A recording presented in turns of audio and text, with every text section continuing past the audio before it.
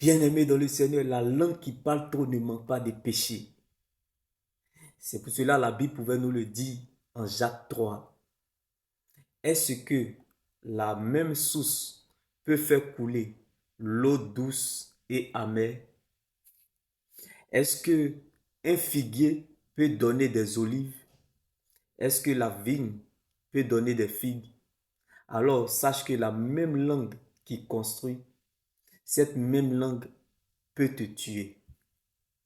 Car la Bible déclare, la vie et la mort sont au pouvoir de la langue. Quiconque aime en mangera les fruits. Car la langue qui parle trop ne manque pas de péché. Si la discrétion avait les oreilles, Jean-Baptiste ne serait pas mort. Si la bouche avait les yeux, Étienne ne serait pas mort. Alors laisse-moi t'annoncer cette bonne nouvelle en ce jour. C'est dans l'abondance du cœur que la bouche parle. Parfois, fermer la bouche est bon. La sagesse nous amène parfois à fermer notre bouche.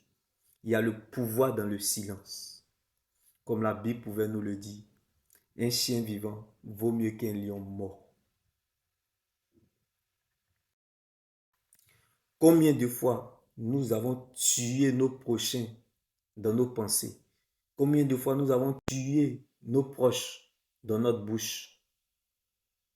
La Bible nous interpelle en ce jour. La langue qui parle trop ne manque pas de péché. Ce qui souille l'homme, qui souille une personne, ce n'est pas ce qui entre dans sa bouche, mais c'est ce qui sort de l'intérieur de son cœur, les mauvaises pensées. Alors, amis, la Bible nous interpelle en ce jour. La langue qui parle trop ne manque pas de péché. Tu dis, Seigneur, donne-moi, donne-moi. Et puis c'est toi qui insultes les gens. Et tu veux que le Seigneur te donne comment?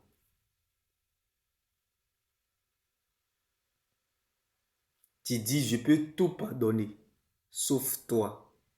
Et tu veux que Dieu te bénisse. Comment? Bien-aimé, la langue qui parle trop ne manque pas de péché. Le vrai amour consiste à aimer ceux qui ne le méritent pas.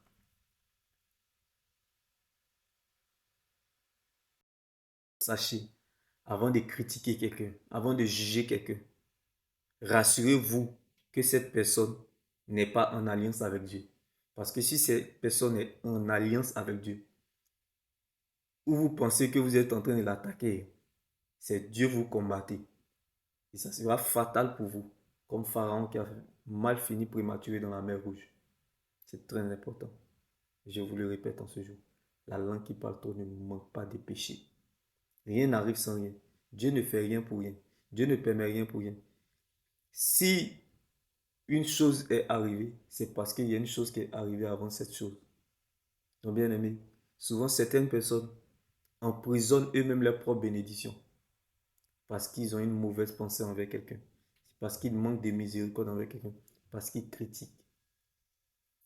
Bien aimé, Pharaon a critiqué Moïse jusqu'à quand il a fini dans la mer Rouge. Moïse a traversé la mer Rouge. Donc, bien aimé, laissez bien aimé, comme la Bible pouvait nous le dire. Quand la caravane passe, les chiens aboient. Donc, laisse-moi t'annoncer cette bonne voie, bien-aimé. Laisse les gens faire ta promotion, ceux qui te critiquent. Laisse-les faire les premières parties du conseil. Car l'homme du conseil, c'est l'homme de Galilée qui est en toi. Jésus-Christ de Nazareth. Et mes bénis. Shalom. Ce qui t'attend est plus grand que ça. Donc avance. Et les regards fixés vers toi. La destinée est basée sur trois choses. La façon dont les gens nous connaissent, la façon dont le ciel nous connaît, la façon dont nous connaissons. Ce que les gens disent c'est important mais n'a pas de valeur. Les gens peuvent parler. Mais il y a une seule parole dont la parole est éternelle qui accomplit tout ce qu'elle dit. Sois focalisé sur elle. Aie tes regards fixés dans la façon le ciel te connaît. Car la vie est ce que nous pensons. Mais l'éternité est ce que Dieu pense de nous. Bien-aimé. Que ta foi ne s'appuie pas sur les émotions, les sentiments, mais plutôt sur ce que Dieu dit, sa parole. Bien-aimé.